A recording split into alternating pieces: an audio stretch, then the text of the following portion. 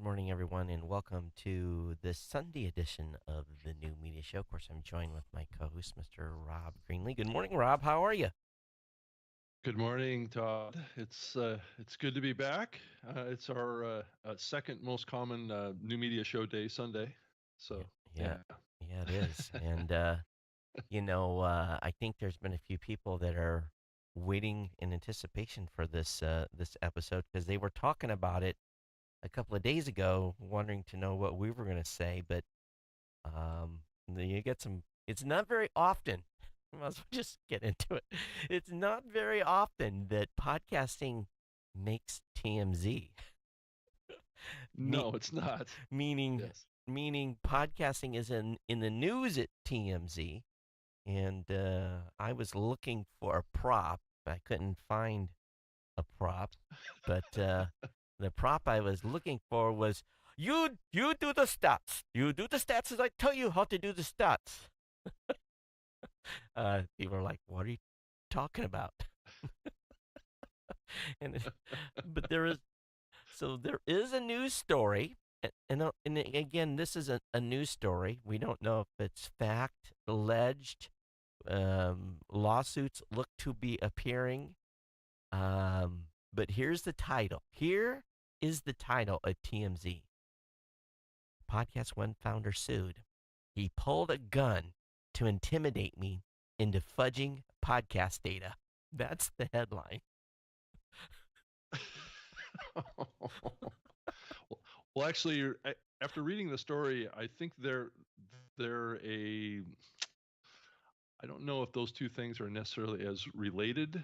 Maybe they are. I don't know. It's hard to say. Um, you know, pulling a gun and fudging podcast data. I don't know if it's entirely the same. Again, this is alleged. This is Yeah, not well, okay. So yeah, let's it's be one careful. person saying this is what happened to another person, right? Right. Um, yes, so it's kind of a he said, she said thing. Yeah, so this kind of is a difficult one for me to talk too much about publicly, but Why is that, Rob? you know, I don't know. Well, it's just Did how you use? far down that rabbit hole do I want to Oh go, right? yeah, yeah. Yeah, Because you used to work yeah. there, right? I did. I did for a year. I was in Norm's office every day for hours a day for many months. You You know, know. I was in Norm's office at least twice, and Yeah. I never saw any of this behavior. So I just going on my personal No, and you experience with wouldn't Norm. have. No, no, you wouldn't have. Yeah. I um, mean, I mean, it's common knowledge. I mean, guns were a part of Norm. well, Norm had he's a deputy a sheriff or something. sheriff. Yeah, Well, yeah, yeah. He's a reserve sheriff reserve in sheriff. Los Angeles County. He carries around a sheriff's badge, so he does have a license to carry a weapon. So he's got them in his office. He's got one in his car. I've seen them before. Uh, so it's there's a lot of stuff that goes on down there. It's hard to really know for sure what's behind it or whether it's just sharing, bragging, whatever you want to call it. But I think some employees down there have felt a little uncomfortable with the presence of guns. I think that's always been the case. So anyway, it's a difficult uh, place down there at times to work. So I all I can say is I'm not there anymore. So there's there's a good reason for that. Every company has their own internal policy on firearms, and I'm but what an employee carries in their, well, I don't. We've never had to address that. We've never had a firearm policy at Blueberry at all. So I guess it's never come Yeah. up. I guess if it does, it will. But if someone's got a concealed carry, and they feel they need to have to do that, then as long as that's legal, I guess I'm okay. But I don't know if I'd want anything ever to be that's, there comes responsibility when you have that authority too. Yeah. There's responsibility on how you display and everything else that goes along with that. If it's Hmm. in a purse or holstered on an ankle or something to that effect, but a lot of workplaces don't allow it. They don't allow it. Well, yeah, exactly. And it's not, it's just not something you want to have around with people. But as far as the fudging the numbers part, I know Ray was a show producer, so he was the one that was in there working with the talent to get episodes recorded and out the door. So that's where I a little bit question the whole fudging the numbers part, because usually show producers don't really get involved in the metrics side too much.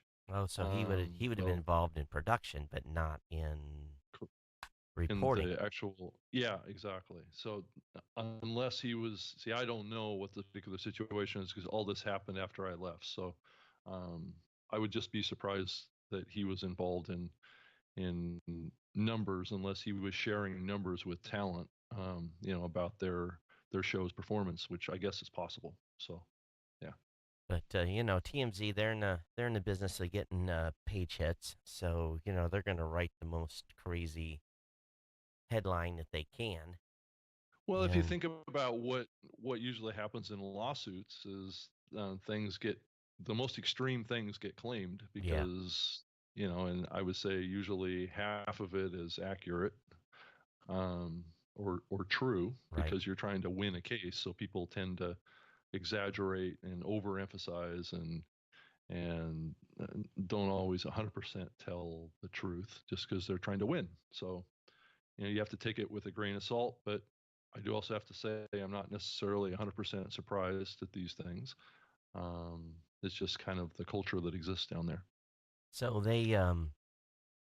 there's on the TMZ website, Norm says, and this is a quote: "This guy must be crazy. I never met alone with him. I didn't hire him or fire him. I barely know who he is.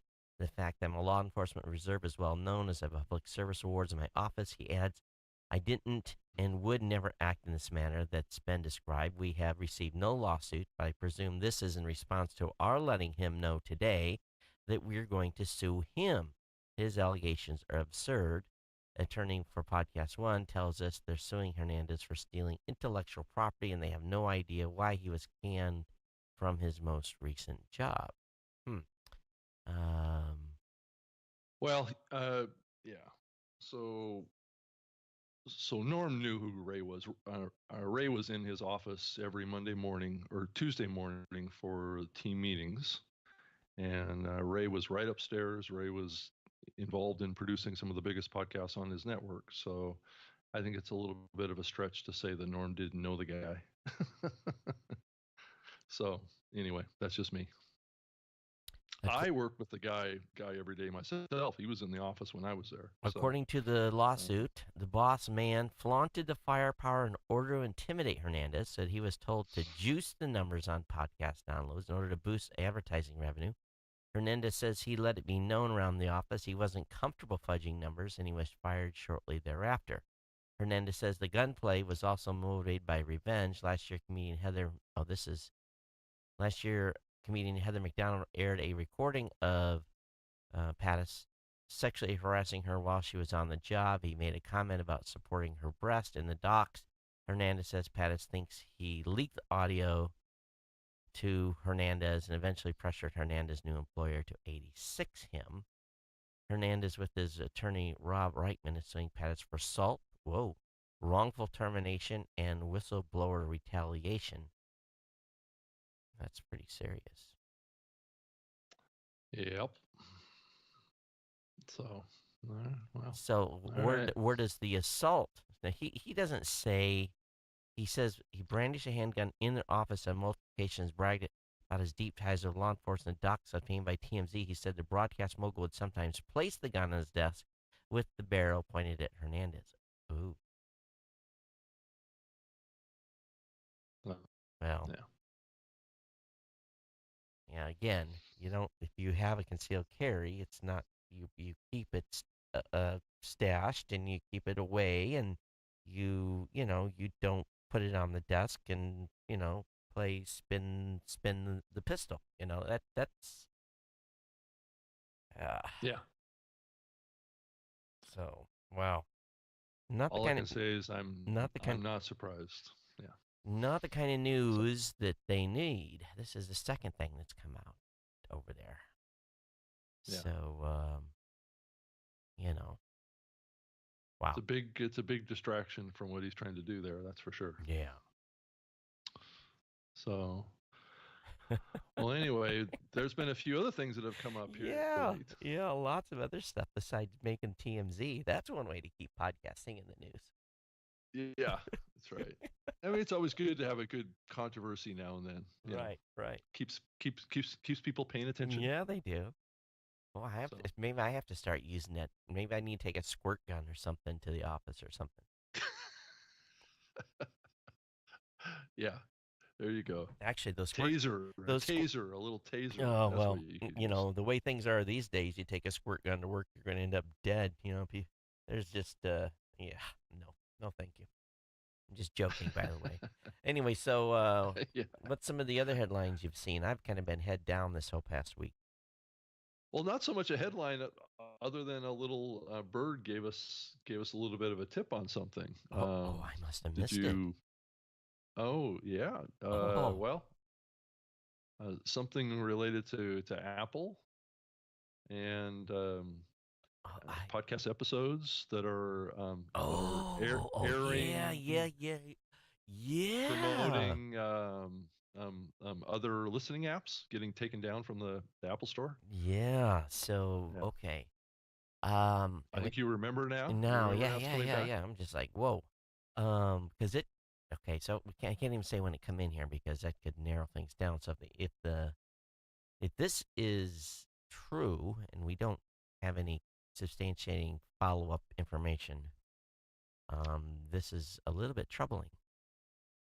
Well, So, let's back up and really clarify what we're talking about sure, here. I know sure. I said it really fast, and I don't know if everybody clearly understood what I said here. But Go ahead. what I said was is that there's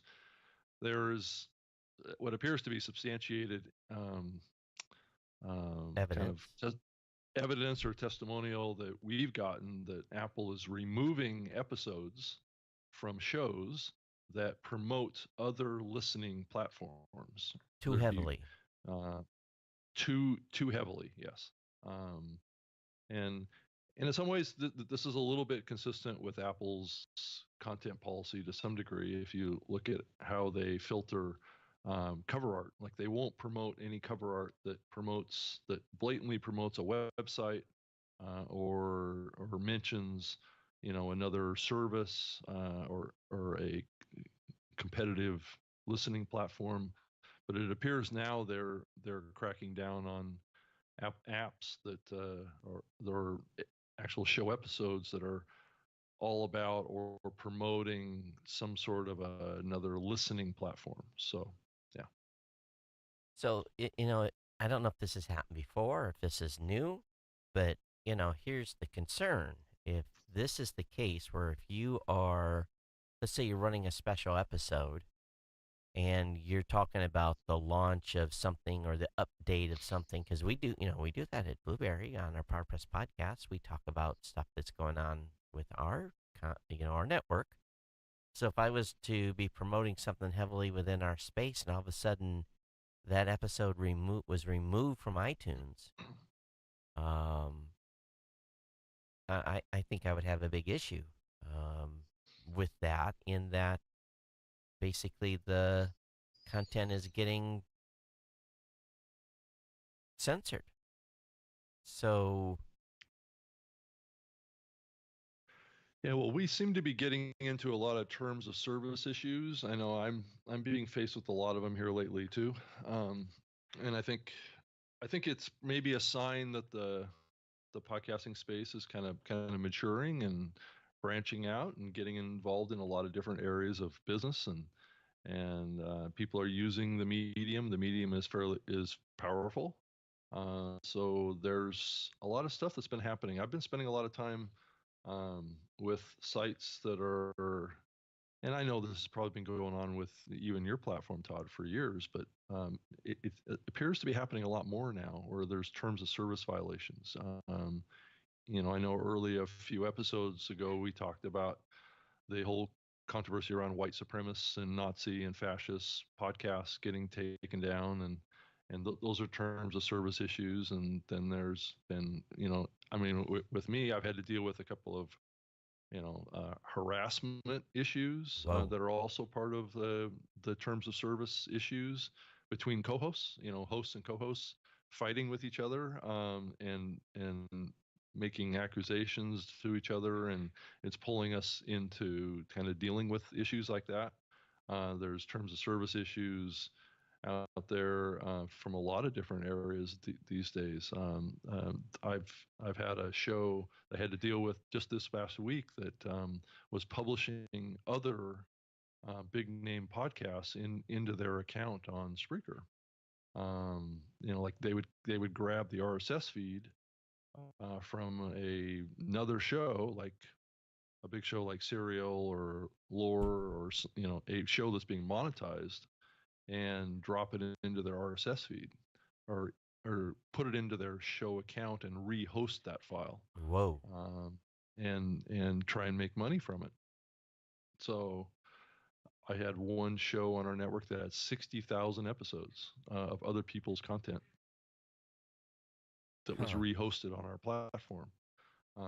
So we shut them down like overnight Right. because I was getting cease and desist notices from all parts of the podcasting space. um, so Is it anyway, if you is it someone yeah, that just doesn't know and they think they're being cool, or is this someone that's purposely doing this to make money? I know it's hard to tell for sure, but I mean, it certainly looks like they don't think they're doing anything wrong. And it's probably a little bit of lack of knowledge, but it's also a little bit of kind of like, well, I'm just helping these shows out by giving them more distribution, right? Hmm. And the issue is that they even went down the rabbit hole of resubmitting those shows to iTunes, um, and creating duplicate accounts in iTunes, and so Yeah, that's that's that's that's no, that's not that's yeah, that's yeah, that's that's not cool. that's So not cool at all. yeah, so we're and it's we've tried to make it easy for shows to to migrate and move and stuff like that, but Hmm. those tools can be used to be weaponized of sorts. So we have to keep a close eye on that kind of stuff.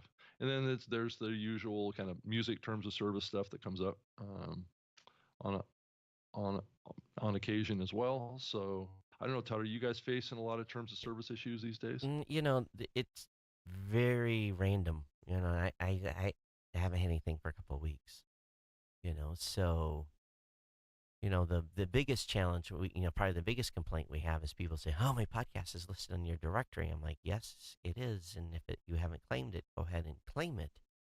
That way you can Yeah, update it." And every once in a while, someone doesn't want their show listed on the directory, so of course, we remove yeah, it when they ask.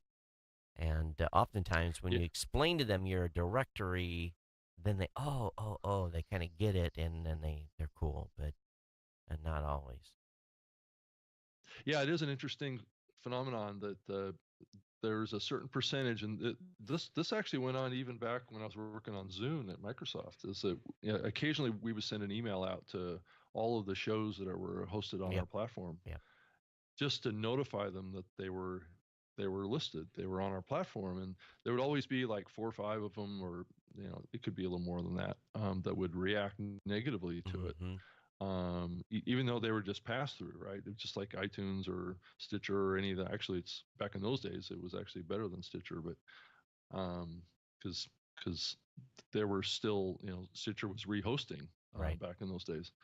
But yeah, there's just been this steady communication of people saying, take down my show off of your platform. So it gets back to just with a certain amount of people, it's around control, right? Yep. Which is fine. I don't want to be there unless I submitted my show to be there.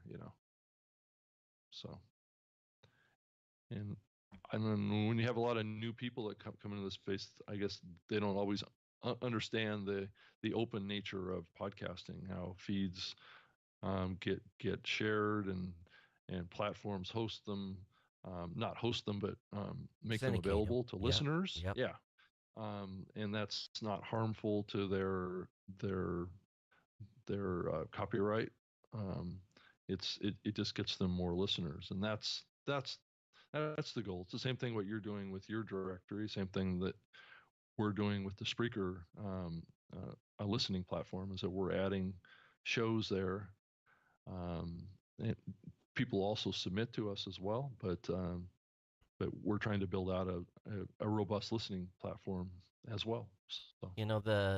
The directory, we don't I think we're our claim, the number of shows that have actually been claimed is like, I don't know, maybe 80,000 shows have been claimed, and then 220 or whatever the number is, 240,000 shows haven't been claimed. So um, we do not email those shows that are unclaimed. We don't, we don't scribe their iTunes email address and then, send them an email back and say, hey, by the way, um, so we only email those folks that have claimed their show and let give them updates in the newsletter and all that stuff. But yeah, it can be in and we watch our unsubscribe rate to the newsletter and all that stuff too to see making sure we're doing the right tone in our monthly announcements. But the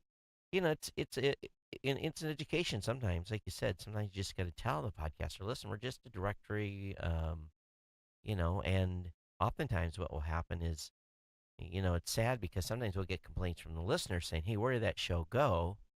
And I'm like, well, the podcaster asked for it to be delisted. Please, visit their website and grab it. And then sometimes the listeners don't even know they have a website. So that's important for the podcasters that are listening to make sure that you're always promoting on your own show where your actual website is. Tell them come over to such and such.com and this is where you find this is the home base of the show. But so many podcasters today that are like using SoundCloud and those types of sites, they don't have a secondary site. That's it.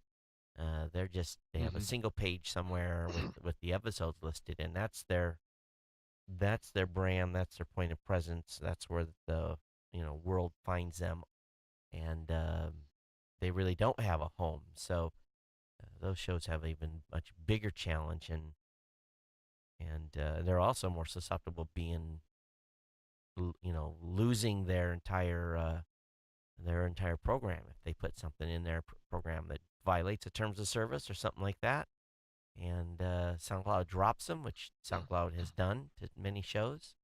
Then Mm-hmm. you're homeless. You're gone. You had an extinction event because you didn't have a place to send your listeners to come find you again. Yeah. But Yeah. Are you still seeing a lot of shows leaving SoundCloud? we're still getting a fair number that are migrating over. It's not like it was for sure.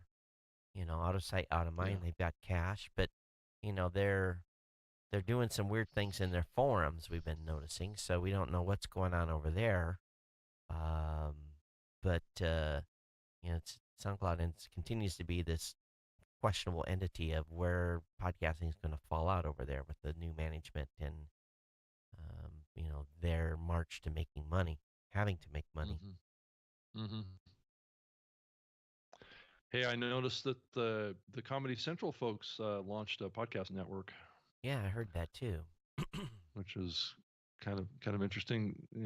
They've actually been in the podcasting space. I don't know why this is huge news. They've been in the podcasting space from a greater or lesser degree, really for many years. I know I went back and I actually went to their offices back in New York many years ago, talking about their podcasting efforts. And they had shows, back in I think 2007 through I don't know 2010 or 11. Then they backed off from it for a few years, like a lot of other big media companies did. Yep. Um, and then it looks like now they're back into it again. So, which is just which is good to see. It looks like they have what, 5 shows, something like that. Yeah, I'm not sure. Five podcasts: the Jim Jeffries show, the Daily Show with Trevor, the Daily Show original miniseries, the History of the Roast, and Up Next. And I think even back in the early days when they had podcasts, they had like 4 or 5 back then too. So this is maybe just a reimagining of their podcasting efforts, I guess. Right. So Well, I thought that was interesting. well, when I next Sunday, I'm going to be going back to the East Coast, and one of the stops I'm making is I'm going to go visit the guys in their studio in Detroit, Podcast Detroit, that network. So I'm going to Oh, stop in there and meet with their team and check their studio out. So they've got pretty big operation going on there. So I'm pretty excited with what that team is doing. So yeah, I'm going to be in their office next Monday, a week from Monday, oh, wow. and Okay, uh, awesome. and go visit them and to kind of get a feeling for because we're hearing about all this stuff going on with with these networks and so many networks launching and growing. Um, Oh yeah, going to start at least go in there. and talk with them and see what they're doing. Todd, did you see that Acast got $19.5 million Yeah, from a that's a group of Swedish investors? Yeah, that's a big check. that's a lot of money. That's a lot of money. A And lot of money. and I think both of us thought that Acast was a little bit maybe on the rocks a little bit, but this this should prop them up a little bit. Prop them up. Holy cow. 19.5 mil. If they don't start buying, they should take. What are they going to do with the money? Did they say? That's actually what I'm trying to. I guess they're, let's see here. I guess they're into mobile apps, cloud storage, analytics, other features for advanced programmatic advertising tools for marketers. Um, Prior to now, Acast raised 13 million. It just blows me So they've away. That much money. yeah It's yeah 33.5 million dollars is what's been thrown into that company so far. it's really blows me away that they've gotten that much money. Because the I most money guess Pod Show ever got, I think they got 26, 27 million. yeah, that was a Uh, long time ago though. Yeah, yeah. But here, this, what that does now is that puts them under a lot of pressure. pressure. It does. Oh yeah. They gotta make a bunch of money, a bunch, you know. And Yeah. they claim they have 56, a vague number. They claim they have 56 million listeners per month. I don't believe that in a second. 56 million? Yeah. How many? They have 2,000 creators on its platform. Hmm. Those those numbers don't tend to, I don't know if that makes sense or not. No, yeah, okay. Whatever. Um, Yeah. we'll see. But this is huge. Yeah. This is the biggest funding deal in the podcasting Yeah, space to happen. in a long, long, long, long, long time. Well, that just, if they got 19.5 million, I should be able to get 50. So, serious. Yeah. It, Well, even 10, right? it's, let's be honest with you. I don't know where I don't see it. Yeah. I don't see it. Are they doing that kind of revenue? To get $19 million, that says that you are worth, 60 or more, and actually with 13 million before 33, no, you got to be worth $100 million. That's the goal then. They say pre-cap valuation then is around 100 for them. I, where? I don't believe that. Yeah, I'm not sure what the scope of the company is. I mean, they talk about having sales teams in multiple regions of the world, Mm-hmm. as well as content teams. So I have heard that the hosting there is typically free, and this is purely an advertising platform. I I Is what I migrate a lot I've of heard. people off MyCast. A lot. Yeah. So So if you see, even if, okay, 50, okay, I just took 56 million, right? 56 million listens per month. I divided that entire I divided that by by 1,000. 2000, And by, no, I divided it by a okay. thousand and multiplied it by $20 CPM. If they monetize the entire stack before commission, 1.1 million a year times 12, that's 13.4 million. They probably work on a 50-50 revenue share. So that means that they have the potential of generating, if they sold every episode and got $20 CPM, they get 6.7 million is their gross a year. Well, Todd, did you? That's not $100 million company. No, that's true. Yeah, did you read the paragraph talking about the company claims 56 million listens per month? A listen is defined as an audio segment that's listened to for at least 60 seconds. Oh, that okay. That's following That's their that's filling the that's their metric. that's following the IB standard. No, it's not. Well, it doesn't talk about uniques either. So So, even taking I that mean, not on, that. Yeah, yeah, okay. So let's just do, yeah. someone doesn't know how to do math, and if they think, yeah, they must, they're betting that they're going to be able to grow this out bigger, and maybe they will. But you know, there ACAS has been in the news recently too for challenges of people leaving. So, Yeah. okay, it's okay. It's all Yeah. right. Well, So, congratulations to them, but wow, there's a huge pressure. They got to make some moves, big moves. They got more money than Podcast One did. They got more money than what looks, I think. How much money has Midroll got? They, I don't know. I mean, a lot of those numbers haven't been announced, so it's hard to know. that's a huge, huge number. You know, Yeah. and it puts Yahoo!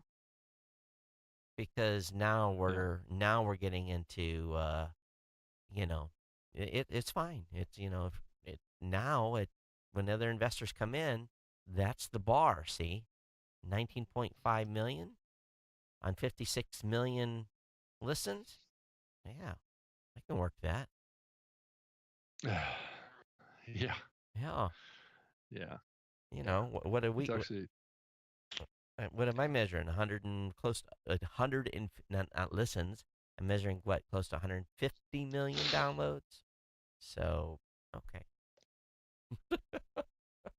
well, we are talking about Swedish investors here, so maybe they're not quite as knowledgeable as in the space.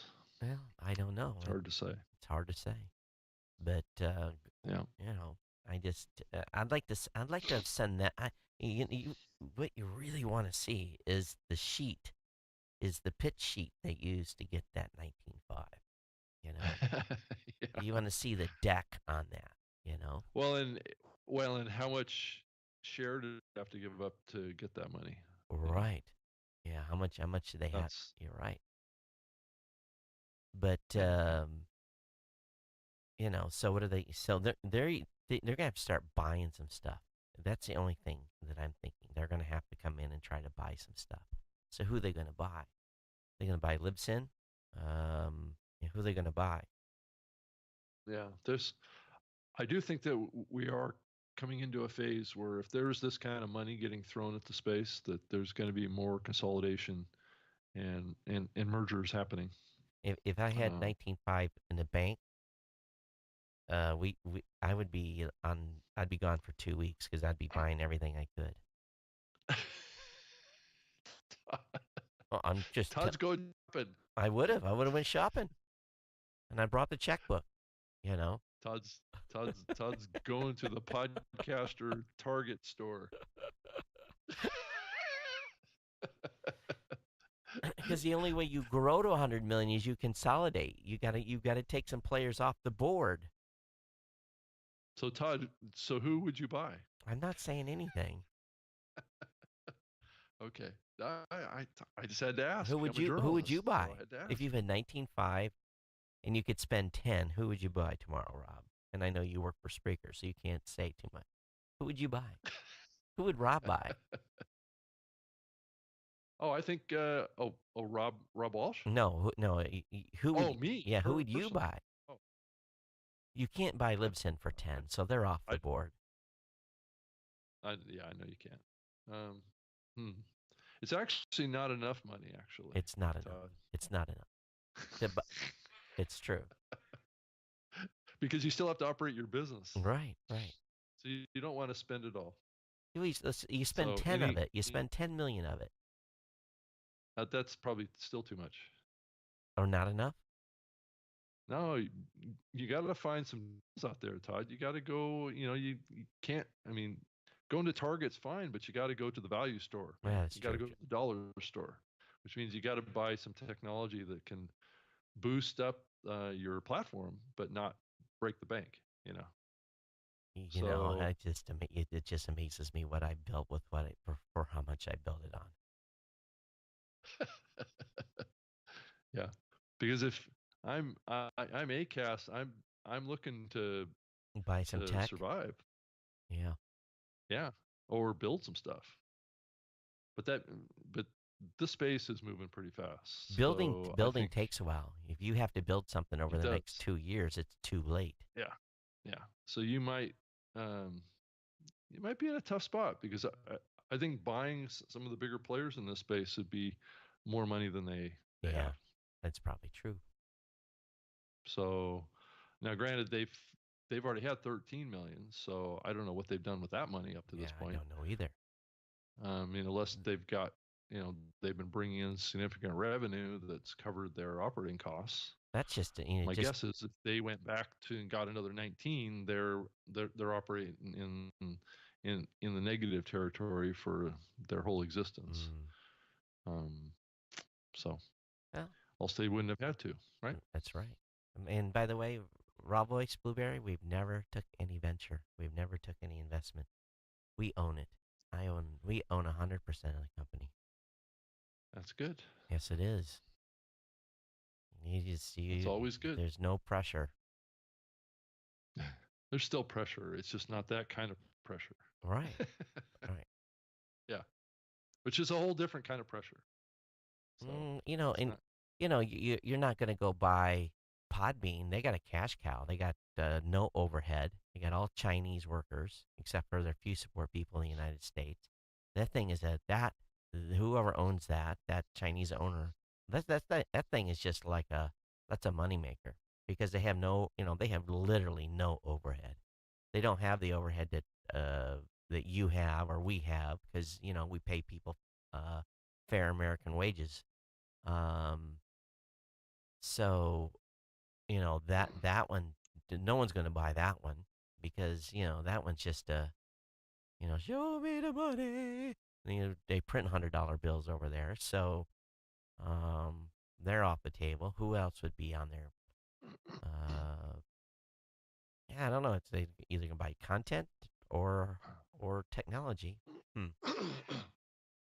Yeah, it seems like that a lot of the investment has been going into content, or some sort of advertising related companies. Yeah, So it's and this was the struggle. I was in, when I was working at Podcast One, is that this whole technology versus advertising sales.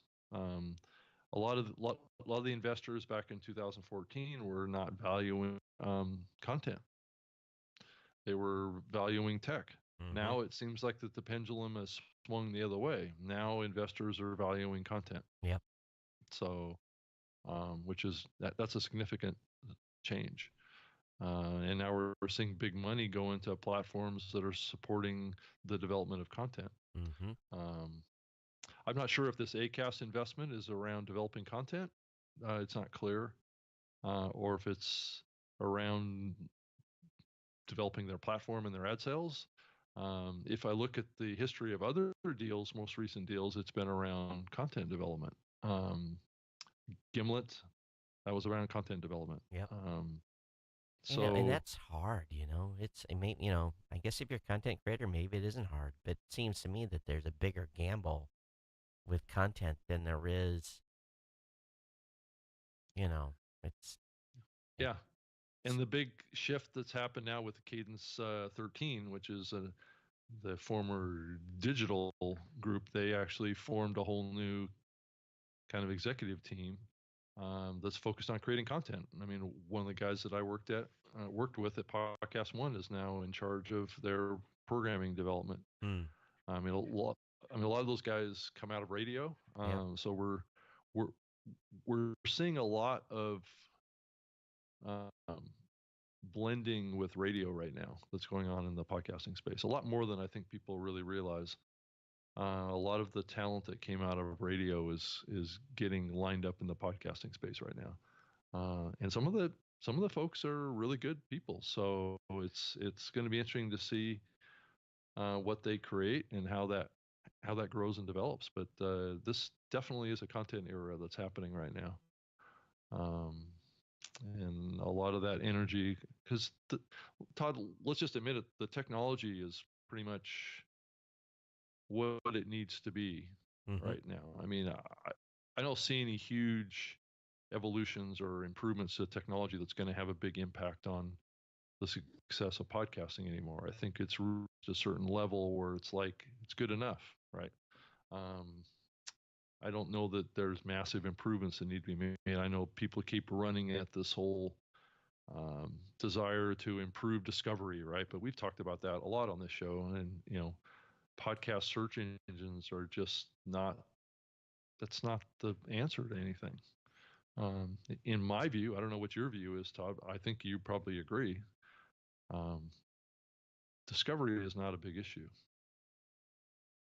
Well, it keeps What do you coming think? up. It keeps coming up, but I've never been on board thinking that's an issue. I never said discovery's a, you know, even a Yeah, challenge.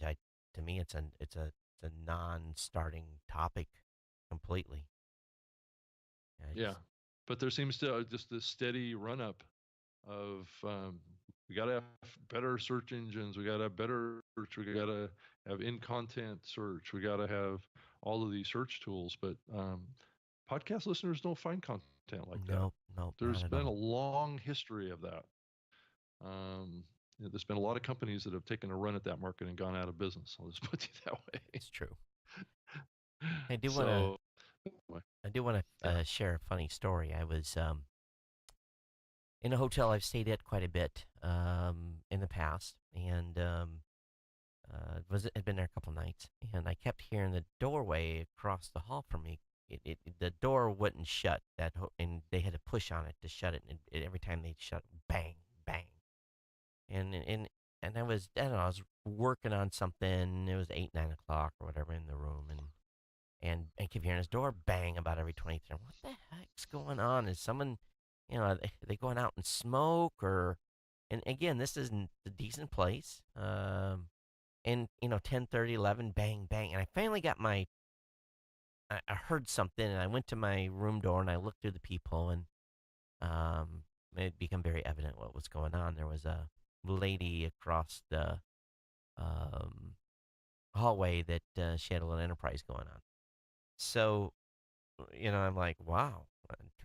I didn't kind of realize that situation was happening here. And long story short, I told the hotel management about the next morning, but apparently my floor wasn't the only floor that was getting some traffic. And So that following evening, they had security in the hallways. I've never seen security in this place before. So the party ended. Well, the party was over that night. Anyway, in New York, in New York, a guy that was doing a podcast, he was doing interviews, and he had so much traffic from his interviews going in and out of his apartment that his landlords thought that there was maybe an Airbnb or something like that going on there, and they turned him into management, and basically He's getting evicted, he's right? getting evicted now because he's running his podcast out of his house and he's not making any money. He's just interviewing people. I'm just only this can only happen in New York. This is just crazy. Yeah. Well, how many interviews is this guy doing? Is my question. I don't know, but it just He says he's talked to more than 250 guests since his show launched 3 years ago. so that's not that many, Well, it's still a lot. 3 years, so he's probably done 150 episodes. So I guess that's not too bad. you know. Yeah, yeah, And he's getting yeah. ejected, and he lives in East Village, but New York's funny about their apartments and rents and rules um and he's rent subsidized because it's only $2,100. That seems cheap for East Uh, Village. yeah. So, but Okay, here it is. Okay, it says in the article the bottom line is it's a violation of the housing code to be running an active business, even if it's not making money, inside of a residential apartment. uh, Other tenants don't feel secure, is what it says here. well, it's to me, it's just like you got to be kidding me. Yeah, yeah, So that's like saying you can't have friends over to talk. yeah. That's true. And I think that's what I would do. I'd be like, "Oh, I'm having my friends over to talk."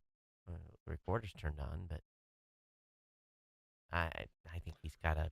I don't know. I think I'd get a lawyer, but New York being what it is, I don't know. They just seem anal about everything when it comes to apartments and rent and Yeah. there's all kinds of weird stuff that happens there that wouldn't happen any part of the country. So I guess this is a warning to any of you that are doing a interview show and you're doing it in your apartment. Keep it on the lowdown because you may get the eviction notice. Um, Yeah. People they didn't know if he was running drugs or if there was a prostitution that was going on. But again, the guy was just doing a podcast, and Yeah. so he's got to find a new home for his podcast. He's got to move it out of his house. Crazy. So I see that Panoply signed a deal with the the William Morris group I'm not out of familiar with Hollywood. who's William Morris. I'm not a LA guy. They're a real large LA talent group Oh, down in LA. interesting. Hmm. So they have kind of talent agents, right, that represent talent. So it looks like they did a deal. I know everybody. I mean, that's always the holy grail down in LA is to do a talent deal with the WMA or the WME agency down in Hmm. LA So that's a big because thing. they they represent some of the biggest talent groups in the or talent in the world. So does I think that mean that's they who it get was with. exclusive access to those creators then, or that talent? Is that what that means then? Yeah, it probably gives some level of priority. Yeah, Well, well, that's I'm sure one. that's the kind of deal that Norm or Wondery would have loved to have. I think it's who they are. Let me double check. I think yeah, it's the William Morris Agency. Yeah, Hmm. You know, yeah. it's just a little bit different world. I don't run in the content space, so if you're a content person, I guess that's the. I've been so long in the service space, but Maybe it's time to start looking at some of this a little closer, or hire It someone to says do that. this William Morris group was formed in 1898. It's the longest running talent group um, in the world. Hmm. So they represent some of the biggest talent in the world. Some of the big names, some of So the big wage earners. Well, that's cool. yeah, yeah, So they've got a agency that's actually agents that are going to be. That's cool. Huh. yeah. So there's going to be some big name talent that's going to be funneled over to Panoply going forward.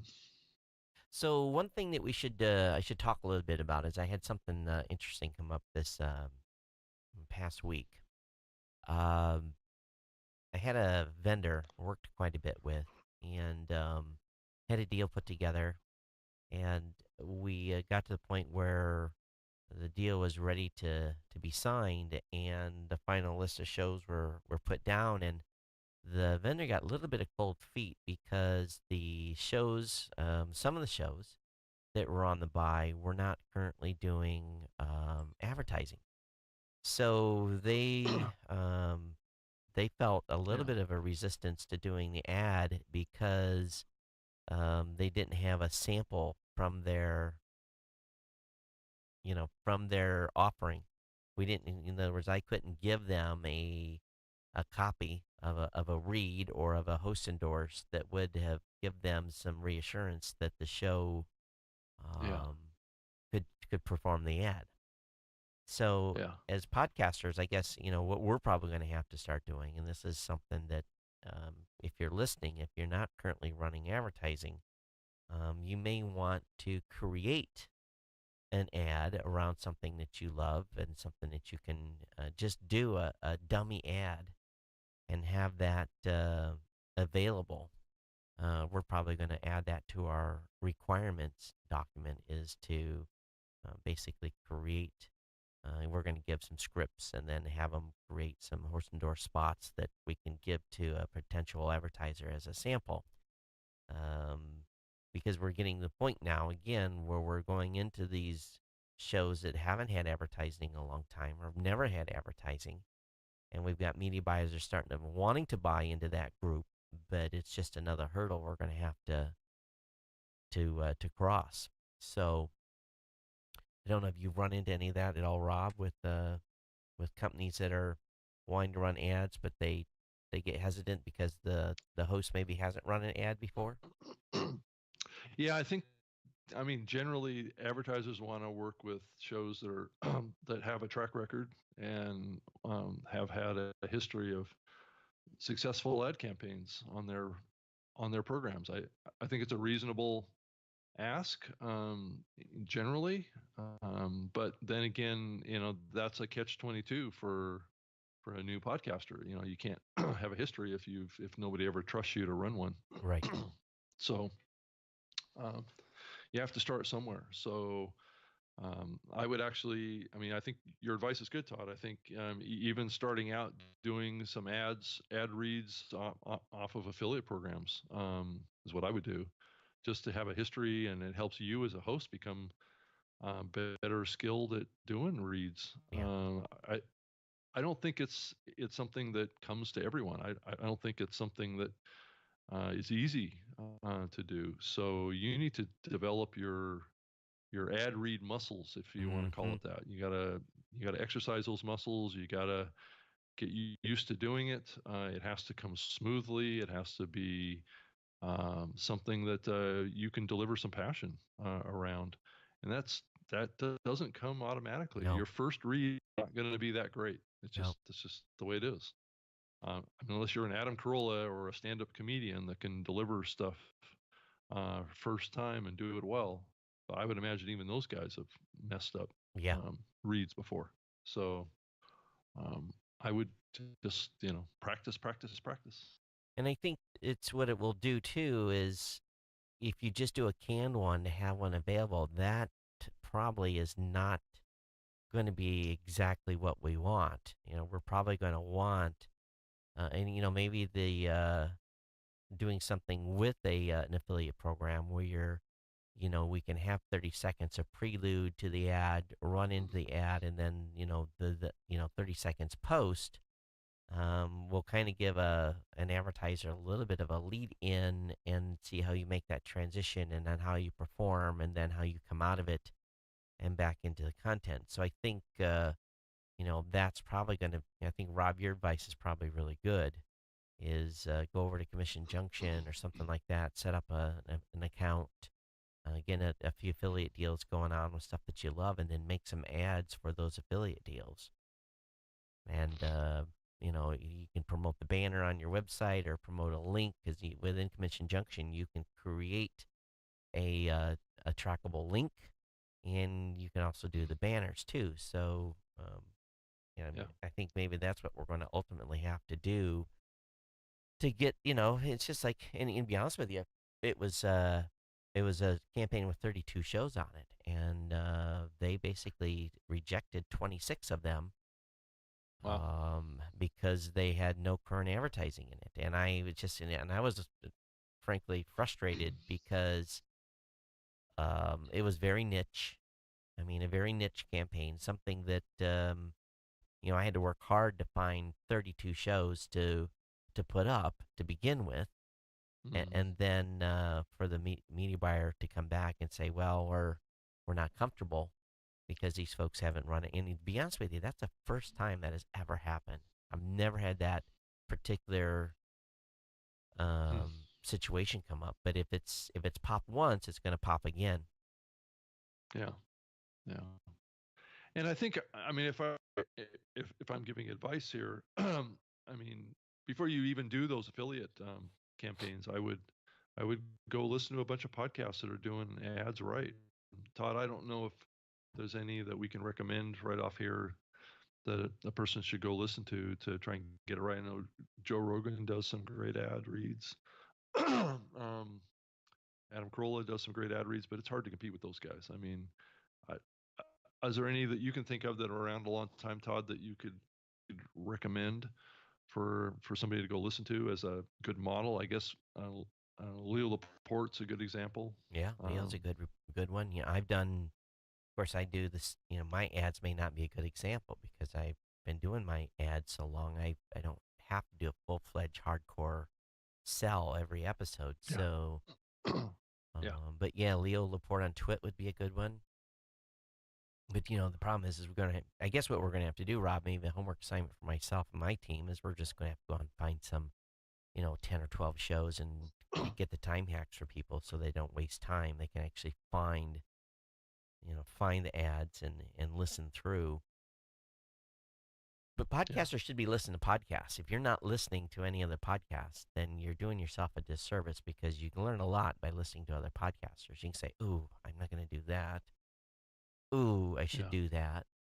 You're going to learn a lot from listening to a variety of shows. That's why I listen to so many shows, such a variety of shows. Yeah. I mean, that's how this this medium was built on people sharing like that and Yeah. people listening to other shows and liking what other hosts are doing and then kind of copying that. I hate to say it, but that's been going on for a long time. That's what built the World Wide Web was sharing of little bits of code. Yep. And they still do that. Coders still go online and they go to GitHub and they look for a piece of code and grab it and reuse it, and they don't Yep. have to redo that hard work. Yep.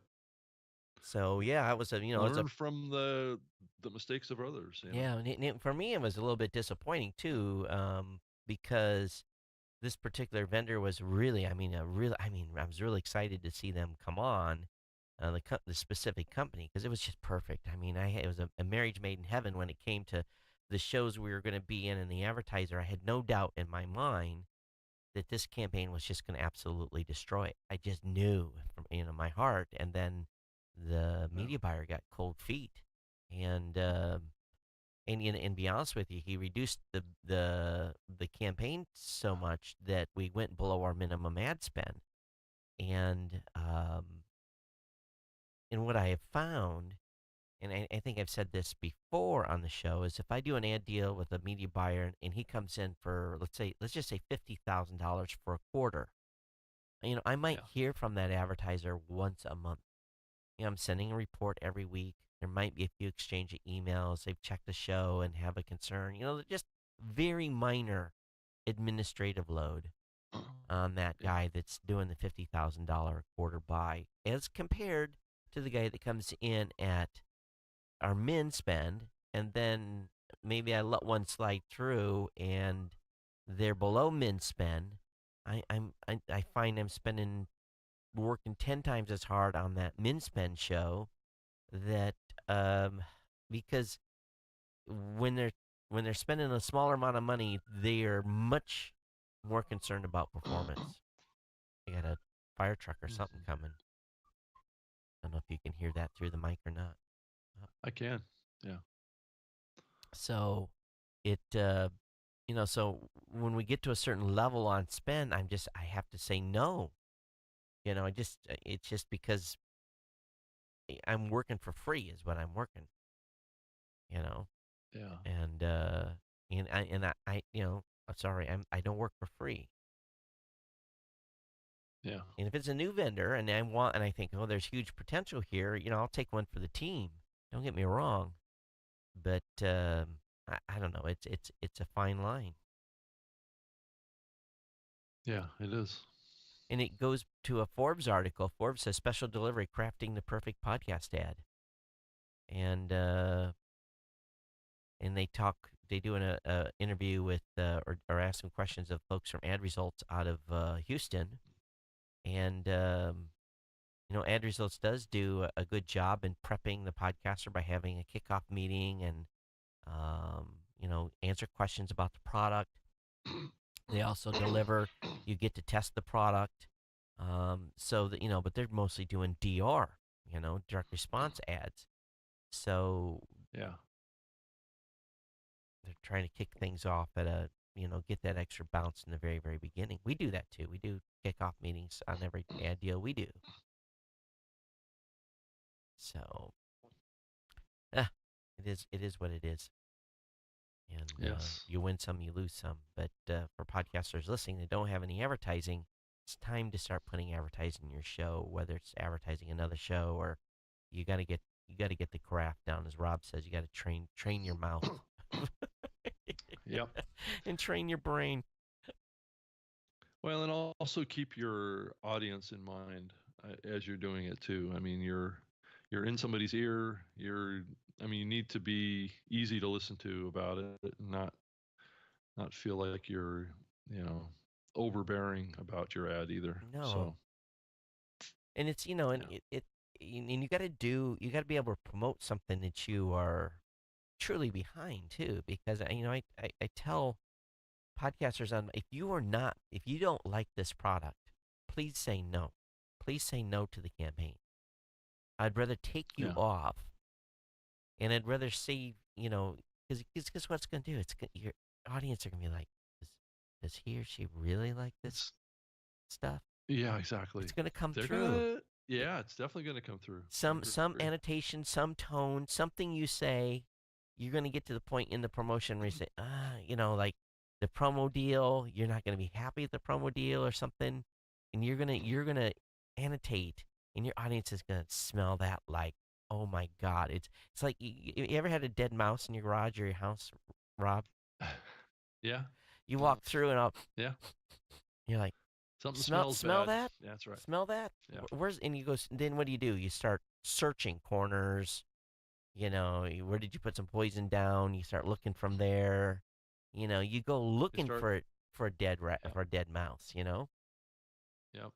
And the And you audience will be. start questioning. I mean, you start questioning everything that you're hearing That's too, right, because it doesn't sound genuine. right. It doesn't sound believable. And then it can trickle into your content. People, if they doubt, if you've risen to doubt based upon your ad spot, then they go, oh, then where's your credibility go with your audience? So, I mean, please, folks, only do an ad on a product that you can say, yep, I would use this, or I think my audience could use this. And it may not be something that you can use right now, but it's something you could say, oh man, I have listeners that could use this. This will help them. And if you can say that, then you're going to have a very successful campaign on any advertising you do. Yeah. But Rob, there's still this disconnect on CPA deals. I still, in all these years, I've never been able to figure out the secret sauce of making a CPA only campaign successful from an execution standpoint. We have never really been able to execute a purely CPA deal with the type of success I expect from a campaign. But at the same point, I turn that into Why is that? Why is that? I don't know I don't why it's so different I don't than a know. CPM I campaign. don't know. And I'll flip that. If I run a 50-50, half the people on CPM, half the people on CPA, and it's exact same read, it's exact same product, it's exactly the same offer, the CPM deal will always outperform the CPA deal. And I'm just like, why?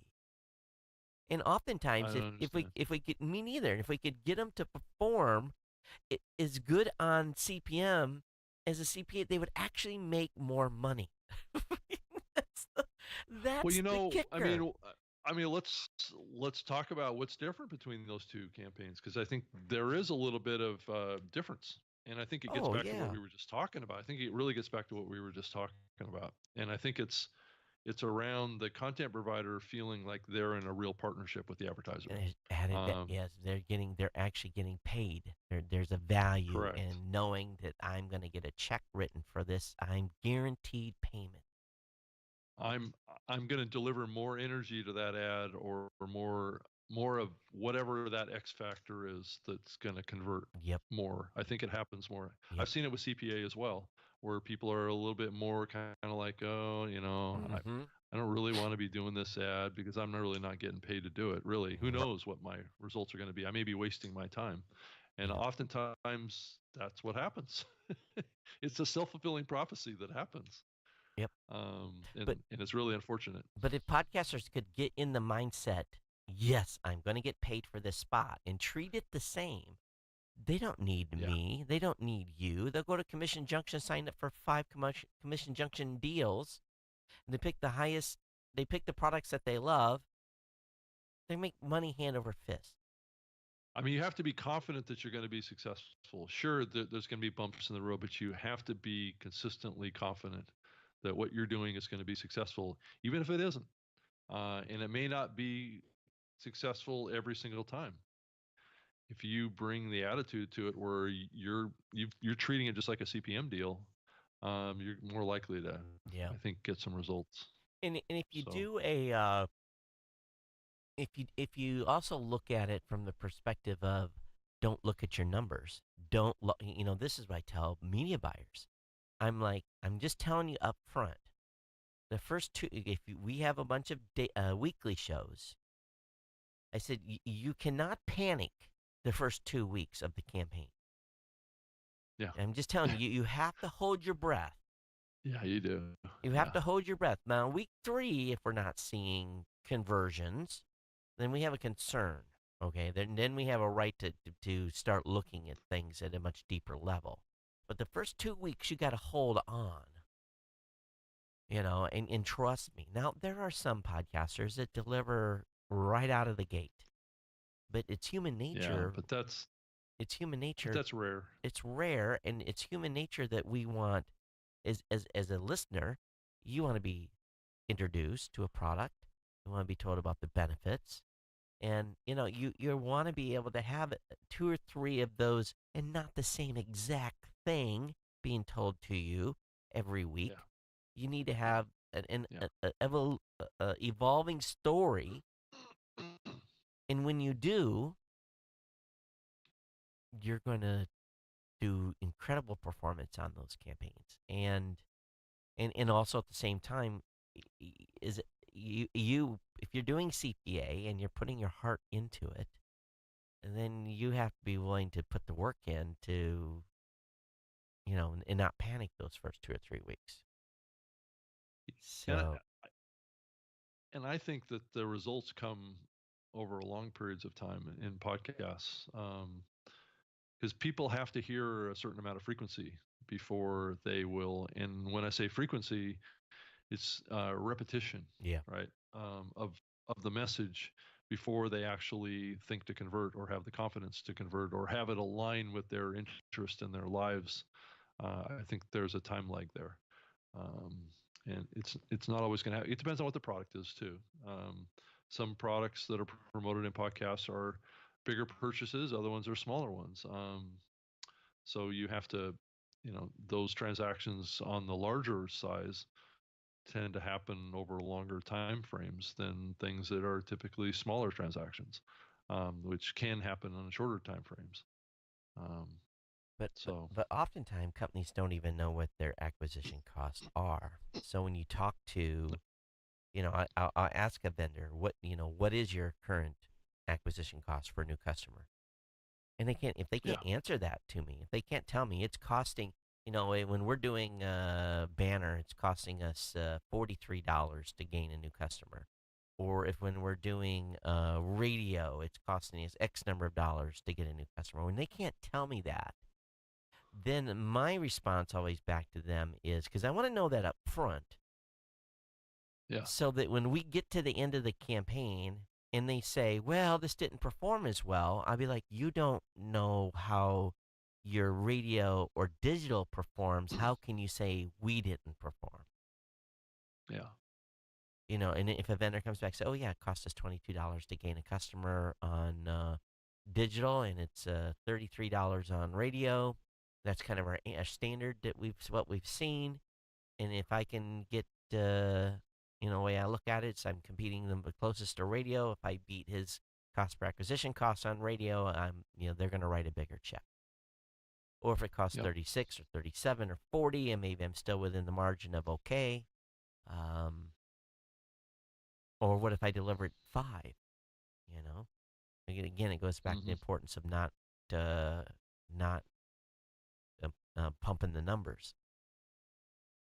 Because if you have this great campaign and you've done a multiplier by 6 when you build a advertiser, he's going to think that, oh, this performs about the same as radio.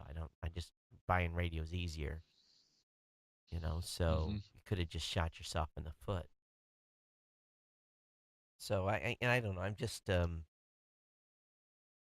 as the money comes in, we just need to be prepared for a new type of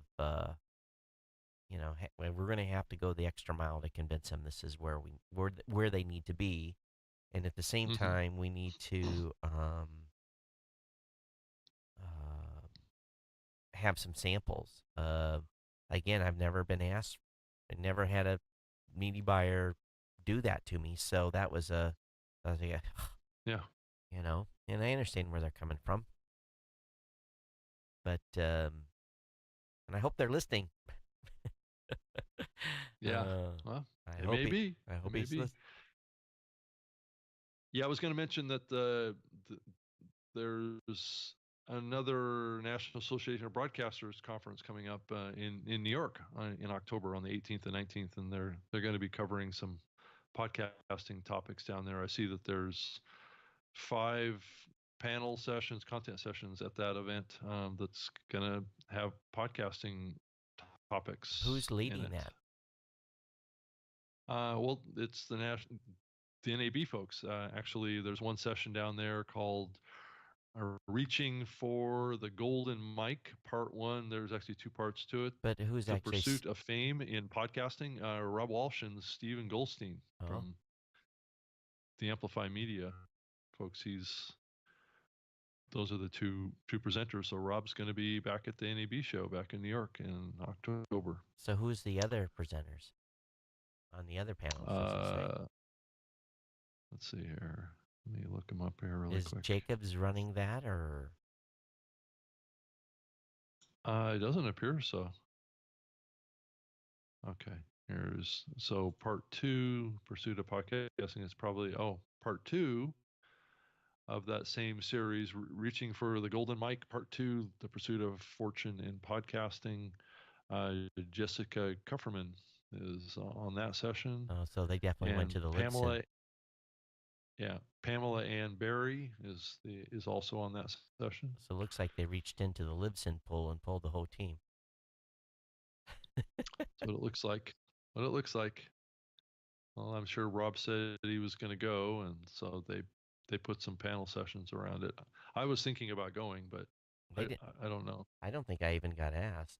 So Well, they actually thought I was going, um, but I told them that I wasn't planning on it at this point.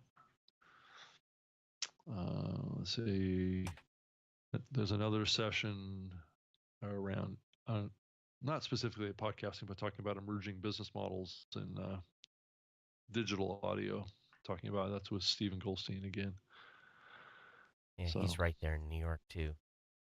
yeah, yeah, Yeah, Angela's going to and be on a panel October 19th with oh, different that group. same day. Oh, Yeah. it's but this. Oh, Oh, maybe that's part of this. oh, Must at be. the NAB show. I don't think he's going to the NAB show. I think he's going to a. This is more of a technical. Let me go look at the calendar. Maybe it's a sub part of the NAB show there. Oh, oh, Uh, like an offshoot, yeah. event or something. Let me look here. Go to October. Yeah, because the event is the 18th and the 19th. So if he's Oh yeah, there, he yeah, is. So the 19th. Javis Center, Yeah, he's at is that where he's Javits. going to be? So he is. mm, He doesn't have it in his appointment calendar. Is it the audio engineering Yeah, yeah, or yeah, is it yeah. It's an the audio engineering one. Yeah, Audio Engineering Society? yep, yep. And he's in a panel 4 o'clock or something like that. So he'll be. So that's part of the NAB show. I guess. Huh. Yeah, yeah. I didn't even realize. Crap. And then he's meeting with clients on Friday. He's going to make the rounds, go see ESPN, ABC, a whole bunch of other people. Oh, okay. Let's say Maximum Audio New York. Yeah, it's a companion event, it looks like. Huh. I'm looking up, I'm trying to find maybe his session here. Where is he? Special It's tracks. about metrics. Oh, biometrics. Okay.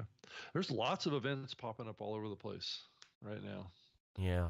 Lots, too many. I know I was talking to the PodCon folks, their event up here in Seattle. I guess, yeah, aren't you going to have a booth up here We are. We're going to be for at that? PodCon. Yep.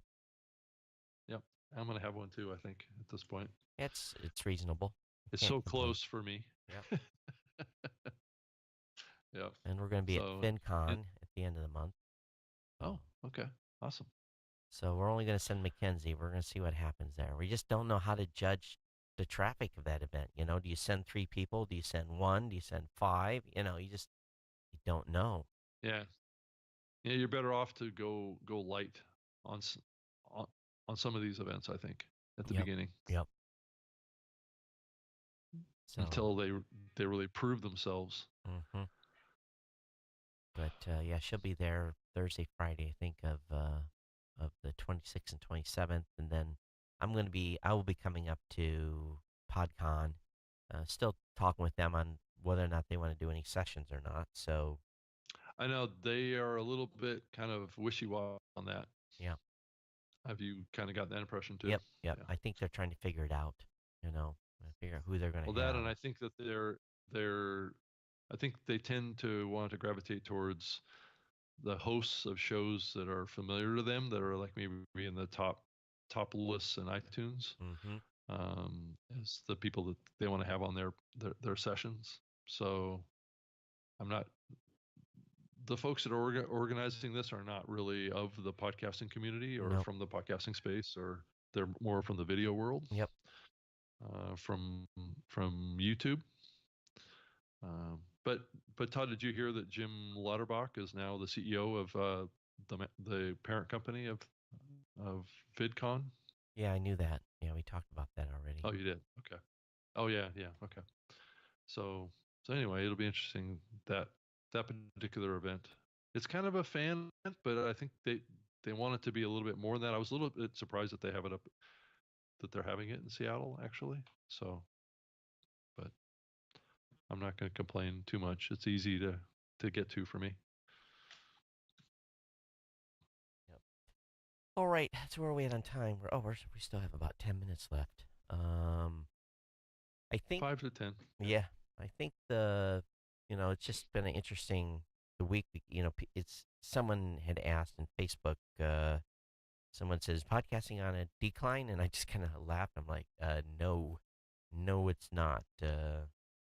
I think we've had three record-setting sales days in August or in September already. Um, Audience continues to grow.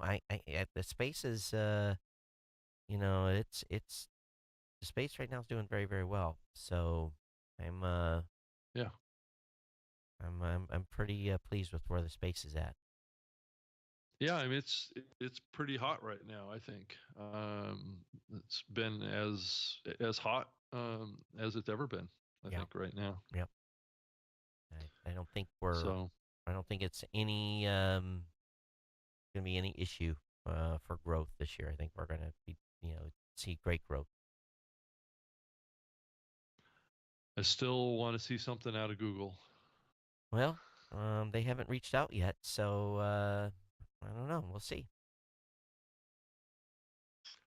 I Right. think they're probably within 30 to 45 days of pulling their proposal together, I would imagine.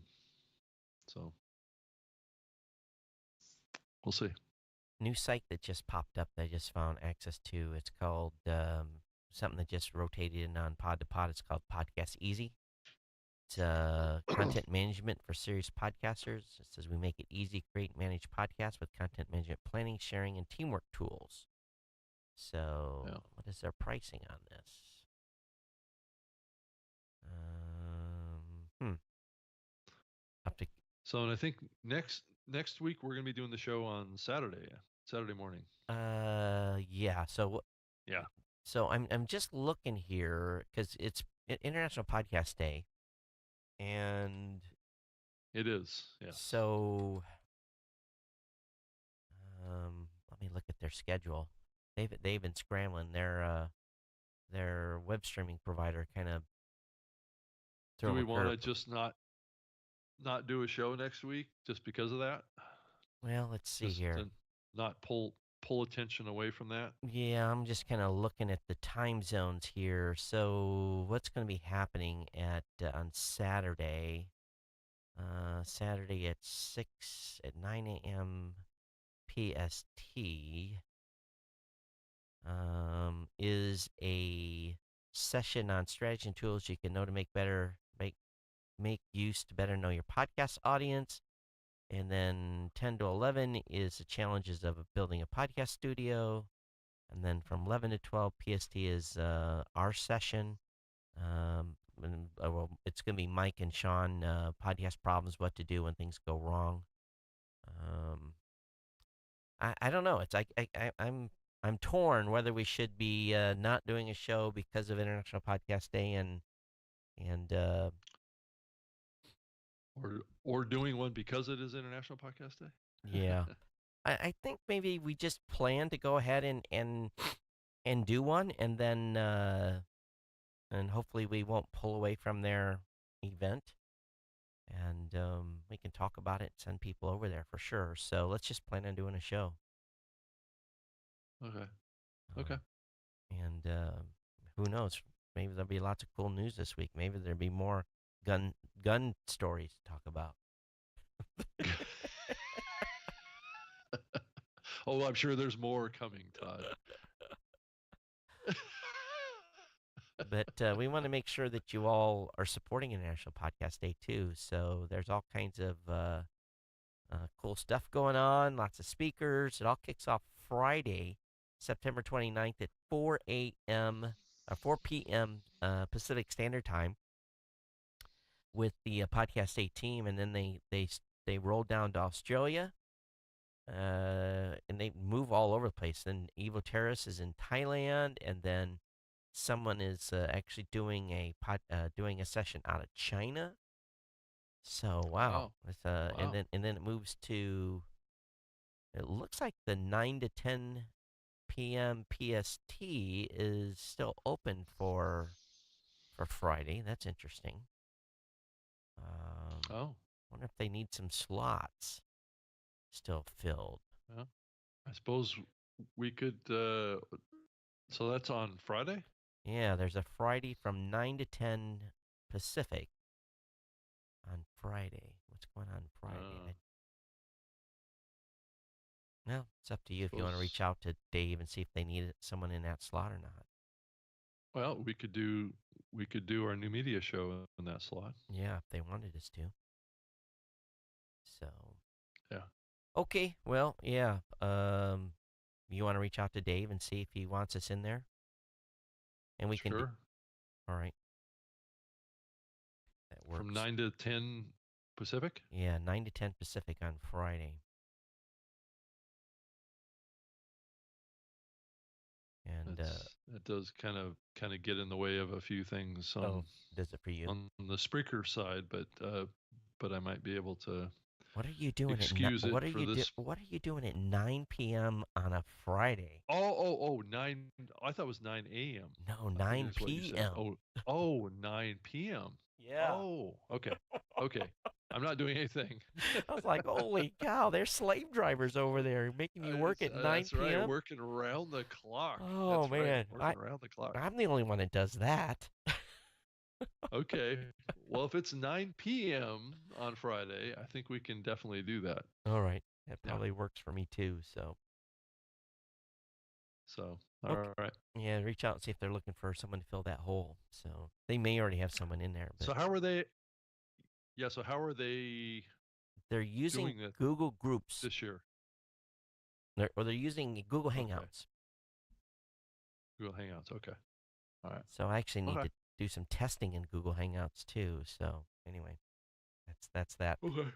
Hey folks, so we'll let you know social media what we're gonna do, and then we'll keep you advised. But yeah, big weekend coming up next weekend, and it's gonna be a full weekend for me because I get done Saturday with podcast awards and all that stuff. Then I fly out Sunday for at least one destination known. The rest of the destinations are this time Top very highly top classified. secret. Top secret. It's top Uh, secret yes, yes. visits. Yes. You just never know what I have kicking here. So, all right, folks. Yeah. Thanks so much. And Okay. Thank you. how can they reach you, Rob? Rob at Spreaker.com is a great way to reach me. Rob at Rob.com works as well. Send us your tips and your leads. We got a couple of those this week that would helped us talk about interesting stuff on the show. So we definitely are all ears, and we will protect your what can I say, your anonymity, Right. just so we can share what's happening in the space. Sometimes these little tips are important to get out, Yeah.